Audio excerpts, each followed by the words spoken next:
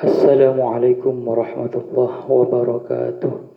Bismillah, alhamdulillah, wassalatu wassalamu ala rasulillah.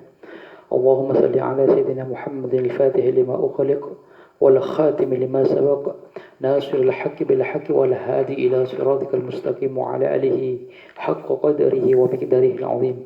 Allahumma salli ala sayyidina Muhammadin al-hadi ila tariqil millah wa bijahihi isrif anna kulla maradin wa alamin wa waja'in wa illatin. Qala rabbi shrah li sadri wa yassir li amri wahlul 'uqdatam min lisani yafqahu qawli, amma ba'du. Sahabat FH, berjumpa lagi di channel kami, channel yang bermanfaat, membagi faedah-faedah dan semoga berfaedah kepada pemirsa dan sahabat FH semuanya. Pertama-tama kita tidak lupa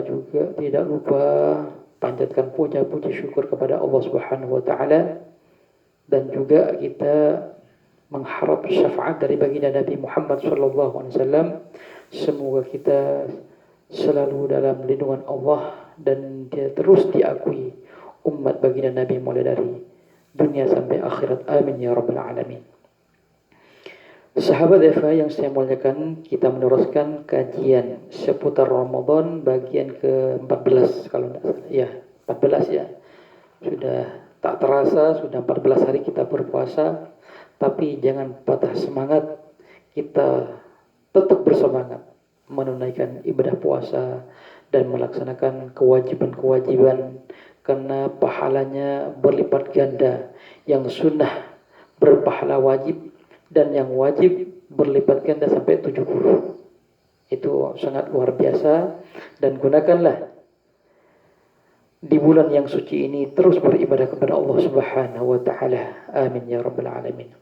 Sahabat Eva, kita lanjutkan bab puasa ini seputar Ramadan, yaitu bab gara-gara masalah ragu dalam niat.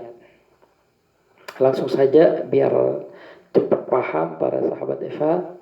Umpama ada seseorang yang lupa niat atau ragu, bukan lupa pembahasannya sudah lewat. Sekarang masalah ragu di dalam niat. Umpama ada seseorang ragu niat berpuasa bulan Ramadan, ragunya apakah niat apakah tidak. Kemudian dia teringat sebelum maghrib atau setelah maghrib, maka puasanya tetap sah. Memang ada sebagian ulama kalau ingat setelah maghrib maka dianggap puasanya tidak sah. Tapi kita ikut kepada Ibnu Hajar saja. Menurut Imam Romli itu menyebutkan tidak sah kalau ingat setelah maghrib. Kalau Ibnu Hajar itu sebelum maghrib atau setelah maghrib tetap itu sah. Itu masalah ragu. Sekarang sahabat, kita berpindah lagi pada faedah selanjutnya. Umpama ada seseorang niat pada malam ke-30 dalam bulan Sya'ban akan berpuasa sunnah. Jika besok masih tetap bulan Sya'ban, maka puasanya itu sah.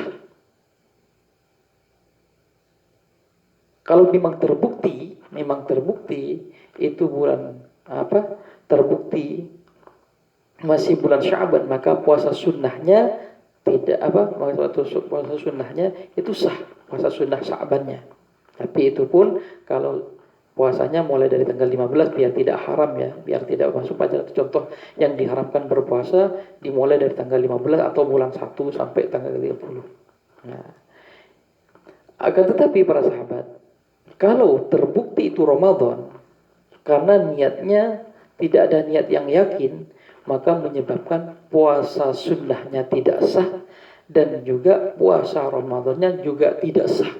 Kenapa? Tidak ada keyakinan dalam hatinya tatkala ia niat berpuasa Ramadan. Ya, hati-hati juga. Itu faedah. Nah, ini karena sudah hampir selesai ya. Nah, besok insyaallah berpindah pada syuratus shaum. Umpama ada faedah lagi para sahabat, ini penting ya. Umpama kita melihat seseorang mau di siang hari bulan Ramadan mau makan dan minum, bagaimana gagasan kita? Maka dilihat dari orangnya. Kalau melihat orang yang mau makan, dan minum itu apakah lupa apakah tidak, takut terlupa, maka kewajiban kita bagaimana? Kalau orang tersebut kita tahu dia biasa meremehkan tentang kewajiban berpuasa, maka kita hukumnya wajib mengingatkan. Kalau tidak mengingatkan, maka kita dosa. Karena kewajiban kita melihat orang yang mau makan dan minum di siang hari, dan orang itu, dan kita tahu orang itu biasa meremehkan, tetap sampaikan walaupun tidak diikuti. Ya akhi, sekarang bulan puasa sekarang. Kamu harus berpuasa. Diikuti atau tidak diikuti terserah dia. Yang penting kita hukum itu tidak jatuh pada berdosa kalau kita tidak diingatkan. Maka hukum wajib bagi kita untuk mengingatkan.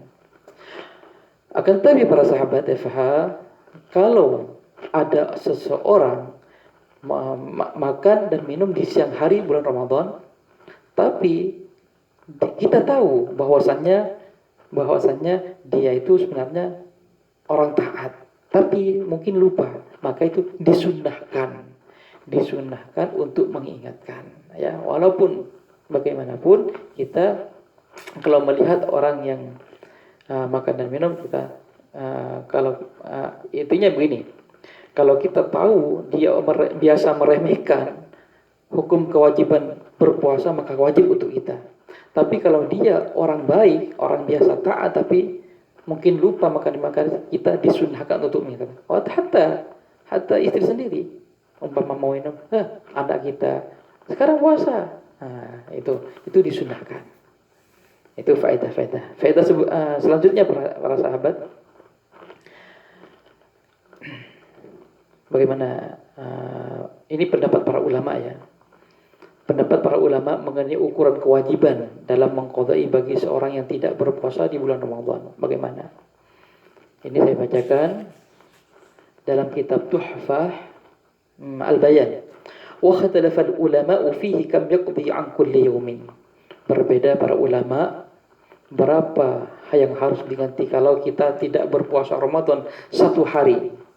Ini Madhabuna itu menunjukkan Imam Syafi'i annahu yaqdi an kulli yawmin yawman.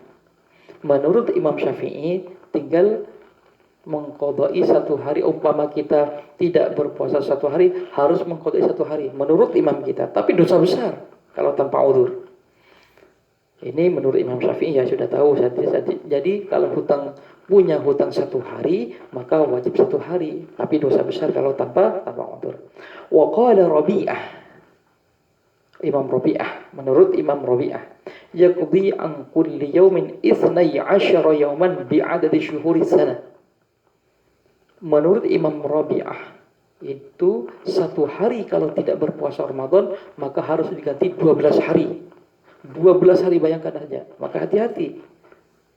Dikira puasa Ramadan itu ya enteng, jangan. Ini sudah kewajiban, itu qat'i, harus, tidak boleh mengingkarinya, kewajiban. Tapi ikhtilaf para ulama ini untuk kita berhati-hati juga mengetahuinya.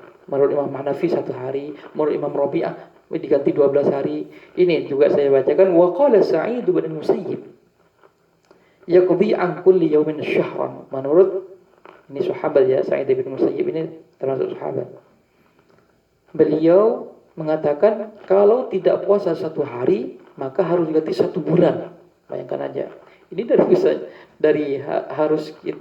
harus mengantisipasi, jangan sampai mengentengkan puasa Ramadan. Kalau menurut Sa'id bin Musayyib, satu hari harus diganti satu bulan. Bayangkan aja. Na'udzubillah, mudah-mudahan saudara kita terus semangat berpuasa. Wa qala an-Nakhai. Sekarang saya lanjutkan. Imam Nakhai berpendapat yasumu an kulli yawmin 3,000 yawmin. 3,000 yawmin. Menurut Imam Nakhai, tidak berpuasa satu hari itu harus diganti 3.000 hari. Itu menunjukkan dari besarnya dosa kalau kita meninggalkan puasa tanpa uzur. Kalau diteruskan wa qala Ali wa ibn Mas'ud la yaqdi shaum dhahri man shamahu. Ini di kitab Bayan. Maka dari itu para sahabat, hati-hatilah,